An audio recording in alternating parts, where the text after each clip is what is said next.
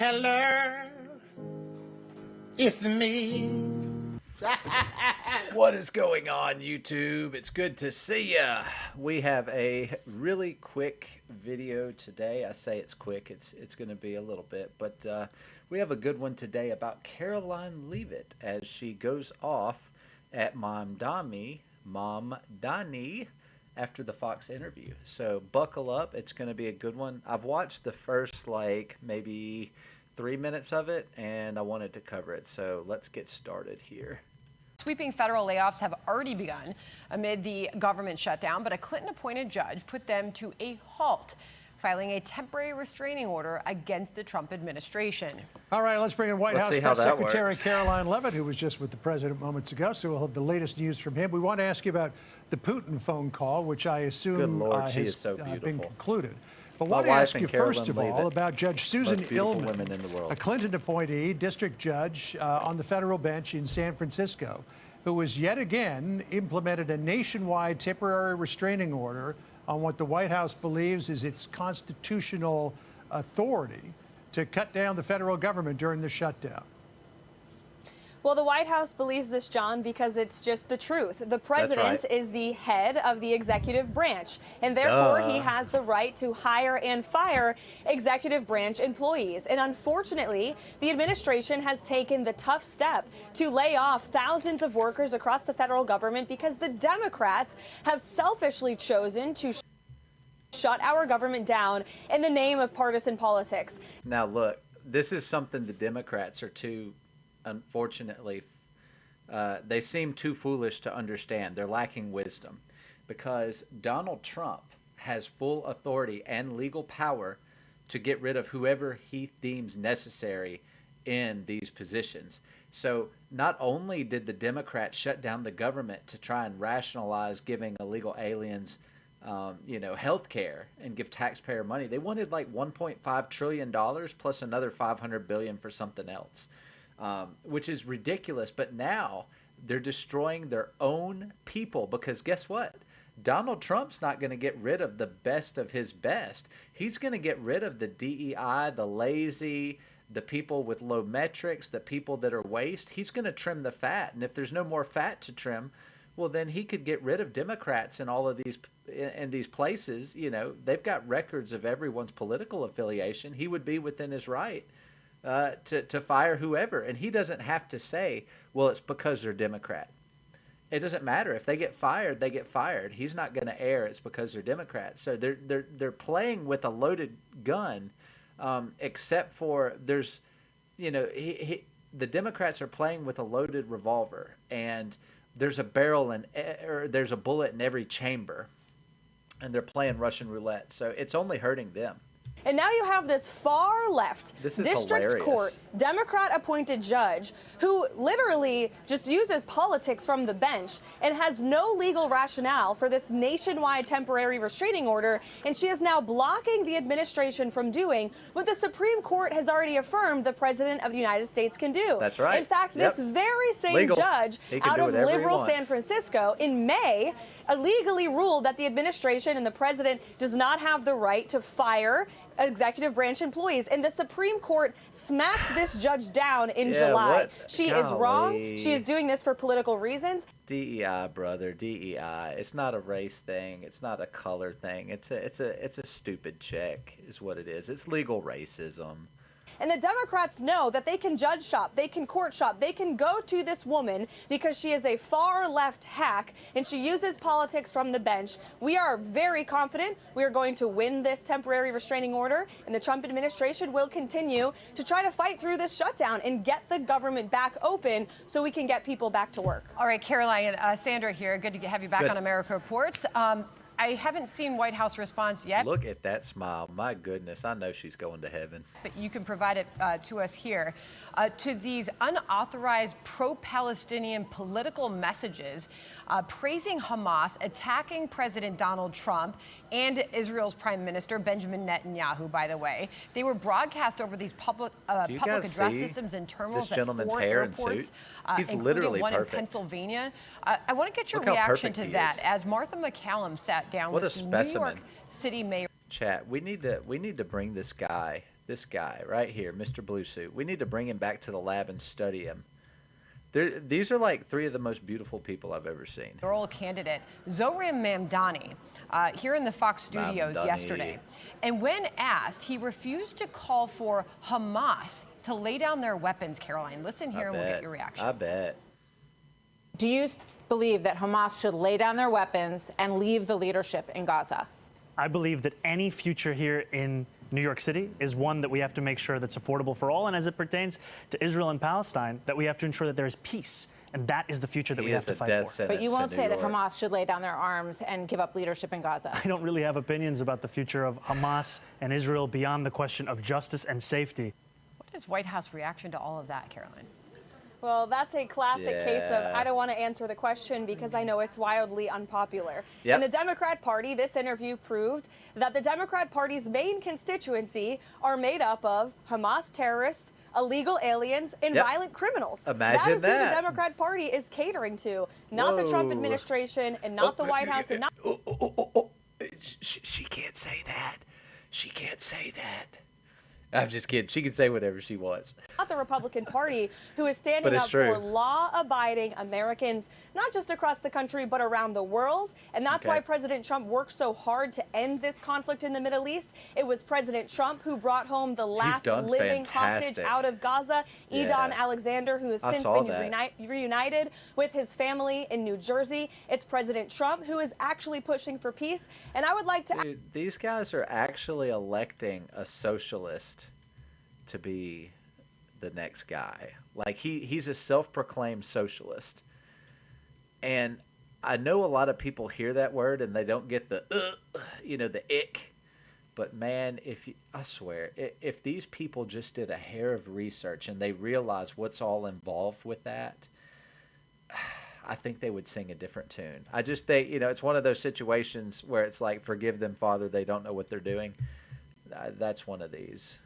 Where are all of the Free Palestine protesters? It's President Trump who freed Palestine, literally. And they are now very much quiet. Because why? They can't stand President Trump. And that is the basis of the Democrat Party today. They don't stand for anything except... It's very true. They have no morals, no backbone. Their backbone and their morals is anything opposite Trump. So like saving puppies, no, kill all the puppies, the Democrats say. Trump's into like, let's help all the old ladies and make sure that they have a peaceful retirement. The Democrats are like, let's take away their retirement and give it to aliens. There's taxpayers. The Democrats are like, no, we don't want taxpayers. We want to give the taxpayers money to the illegals. We want everyone else to benefit but our own. We want to hurt everyone else but our own people. I mean, we want to hurt our own people and save everyone else. That's kind of the Democratic. Whatever Trump is for, they're 100% against. And it's so childish because you can literally go back 2016 and you can find a bunch of clips where exactly what I'm saying. Whatever good thing Trump's done, they're like, I want to be 100% the opposite. It doesn't matter how evil it is. It's just anti-Trump. That's the Democratic Party. I don't know what they're going to do when Trump gets out of office, because if JD wins, which is looking like it's going to happen, then the Democrats have no one who can run against him. I mean, they're too weak. You can't be anti-JD now. I mean, they're anti-Trump. Being anti the next guy is going to get old here real soon.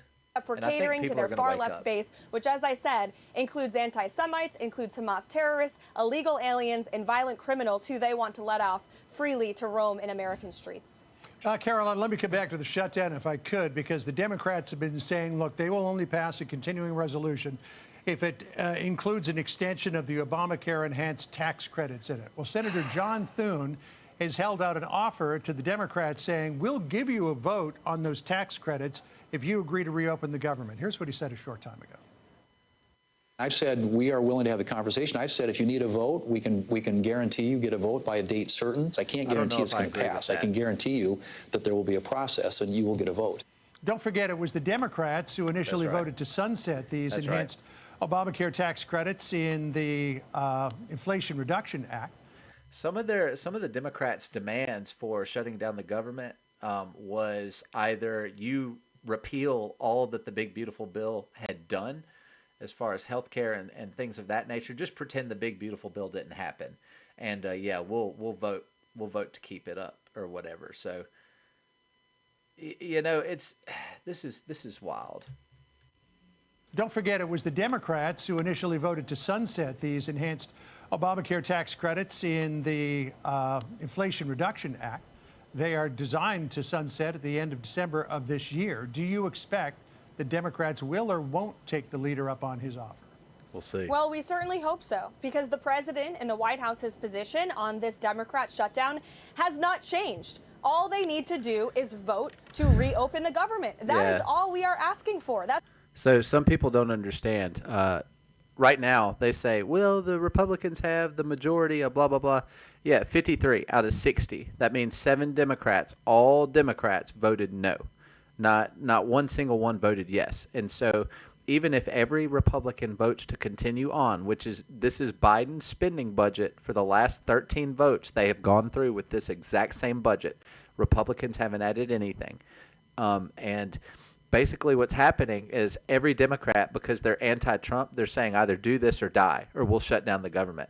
And now they're whining that the government shut down and Trump's having to make cuts, which he could care less, because he's gonna get rid of a lot of this. He's gonna drain the remainder of the swamp with this one, and it's Democrats' fault, you know. So it's just kind of funny that you know, people will argue, well, the Republicans shut it down. If you say that, which AOC does say that, you very clearly have no idea what you're talking about.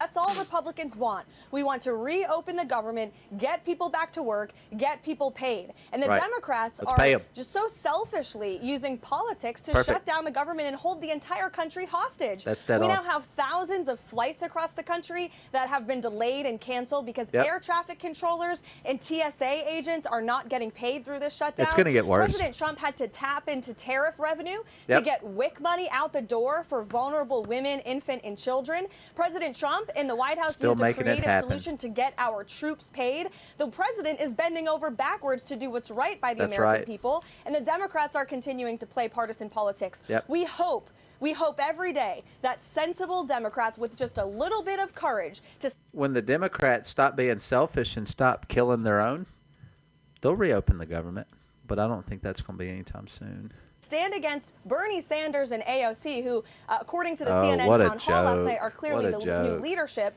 of the Democrat Party. Stand against that radical nonsense. Wait, they're the leaders of the Democrat Party? Does that mean the Democrat Party is no... The queen of being a DEI candidate, of being a liar, is the leader of the Democrat Party. The Democrats are absolutely finished. And vote to reopen the government. She's a joke, and then we can have serious conversations about health care, about immigration, about our economy. That's what this administration wants to do. President Trump wants to fix our broken health care system. That's why he's had a number of announcements with major drug companies to bring down the cost of prescriptions and pharmaceutical drugs in this country for American consumers. He's more than committed to talking about... I think they slashed it by what, like more than 50%. Like it was more than 50%, like all prescription drugs. Like, I mean, that's something that goes down in the history books, along with getting a peace deal with Israel, you know. Just crazy. Those two things alone make Trump one of the most dangerous and most effective presidents in U.S. history. That. But first, we must reopen the government, and it's deeply unfortunate Democrats voted today for the 10th time to shut down the government for the 16th day in a row. Wow. Caroline, appreciate that. Could you provide us an update on this? How childish, chat. How childish. Phone call with Vladimir Putin. The last we heard from President Trump himself was through a Truth Social post just over an hour ago. I'm speaking to President Putin now. The conversation, he said, at that time was ongoing, a lengthy one, and I will report the contents, as will President Putin, at its conclusion. Thanks for your attention to this matter. This is one day ahead of President Trump meeting with the Ukrainian President, Volodymyr Zelensky. Can you give us an update on that call with Putin? Yes, of course. I just left the Oval Office and spoke with the president, the Secretary of State, and the vice president about the call. And the president, first of all, deserves tremendous credit for how much time and effort he has put into solving peace in the Middle East, which everyone said he wouldn't be able to do. There were many doubters about the president and his national security team, and they are getting it done. And now with respect to the Russia-Ukraine war, which the president continues to be wholeheartedly committed to ending, it was a very good and productive call between the president. Look at Trump's form. He goes for the hand and then hits the elbow. Look how big Trump is. Like Trump's pretty much a mammoth. Like look how jacked he is. I mean, he's a big guy. He's like over 6 feet for sure. And President Putin, I would feel small next to him. Discussed many issues. President Putin congratulated the president for solving peace in the Middle East. They also discussed, of course. That's the stereotypical Trump look. It's like, show me Trump's happy face. It's that. Show me Trump's angry face. It's that. Show me Trump's excited face. It's that one. The Russia-Ukraine war, and they have agreed to convene a meeting of their high-level staff next week to continue these very important discussions. Look, I mean, he's got the double hand, and Putin's just letting him do it. Oh, Trump, you slay me, man. I absolutely love it. Trump is so funny. Which may be followed by yet another meeting between President Trump and President Putin. I believe the president will be putting out his own statement on this matter momentarily, so everyone should keep their eyes on Truth Social. But it was a good and productive call. And then, of course, we will welcome President Zelensky here to the White House again tomorrow so the president can continue those conversations with the Ukrainian side of this conflict as well. Look, they're buddies now. They just had to hash it out. That's what boys do. You know, we like fight. We like hate each other and we fight. And then, you know, we have a conversation. We're like, bro, I actually look up to you, man. I was just insecure. I'm sorry I hit you. And then the other guy's like, you know what? I was being kind of a jerk too. Like, my bad, bro. And then they're best friends. That's what this is. Zelensky and Trump are buds now. Well, they got their fight out of the way. Somewhere, and we look forward to more coverage on this coming up this afternoon. I just want to hit you with a little bit of breaking news from DHS. You may not have heard of this. This just came out. Apparently, as part of Operation Midway Blitz, U.S. Immigration and Customs Enforcement, ICE, announced the arrest of Radule Bojovic, an illegal alien from Montenegro who was working as a sworn police officer with the Hanover Park Police Department. Deport him. Done. Bojovic apparently was encountered during a targeted enforcement action as part of Operation Midway Blitz. DHS reminding it's a felony for an illegal alien to possess a firearm. Yeah. And this fellow double charge him. Apparently was working as a sworn police officer. I know you might not know much about it, but wondering that's the government for you. No, this is the first time I'm hearing of it. I will take your facts as the facts, John, on this one. And it's unsurprising to me to hear this because we've seen various examples of this. There was a superintendent, I believe, in the state of Iowa who was here in this country illegally with a final order of removal. We've seen that New York State has been giving out licenses illegally to illegal aliens with literally, it says, no name given on the driver's license. So these are the cases that happen when you had an administration, the Biden administration, for 4 years that completely neglected the laws of our homeland, that allowed a mass invasion of tens of millions of illegal aliens, and they have been infiltrated into our communities. So this is another unfortunate example of that, and the Department of Homeland Security is doing incredible work every single day in the face of grave danger and threats, and also Democrats holding their paychecks hostage. We have federal law enforcement who are trying to keep our communities safe, and they are not being paid because of the Democrat Party, but they are doing God's work, and we are very grateful for them, and the president stands behind them 100%. Thank you for your service, guys. Karoline, really appreciate you coming back on America Reports. Good to have you here. Good to see you guys. Thanks. Thank you for the private briefing. We always appreciate it. You're welcome. Come back soon. Hey, everyone. I'm Emily. All right. So that's about it, chat. Wonderful video. I always like hearing Karoline talk because she's so her convictions are very strong, just like Trump. And what's really cool is this cabinet, whether you like them or not, you have to give them credit. Marco has the same goal as J.D. Vance. J.D. Vance has the same goal as Tom Homan. Tom Homan has the same goal as Karoline Leavitt. Karoline has the same goal as Donald Trump. They're in unison. I heard a quote one time. one mind, one body, or one mind, one heart, one mind, one body, something like that. It's basically just saying, the combined visions of all should be the same, and that's what makes them stronger. I probably butchered that, Chad. I'm not very smart. But there you go. I hope you enjoyed the video and got a lot out of it. Sorry for the technical difficulties. My mic went out, and sometimes that happens. So there you go. But anyway, hope you enjoyed. Don't forget to like, comment, and subscribe. Let me know if you watched the entire video. It really helps because we're trying to grow. And I'll catch you on the next one. Thanks again. Peace.